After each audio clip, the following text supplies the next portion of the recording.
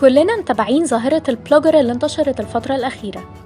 والبلوجر أو المدون هو شخص بينقل لنا تجربته في منتج أو ماركة معينة، وبالرغم من الفايدة اللي بتعود علينا كمتلقين، إلا إن آثار تفشي الظاهرة دي بيكون خطير جدا.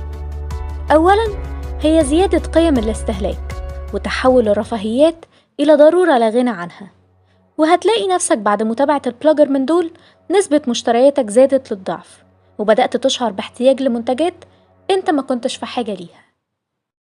معظم الشو اللي احنا بنعمله على السوشيال ميديا هو بجد شو.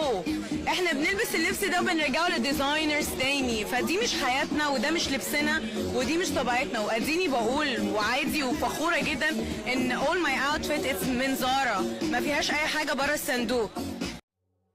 وتاني أثر أو خطورة هو الانفصال عن الواقع، وده من خلال عرض جزء بسيط جدا عن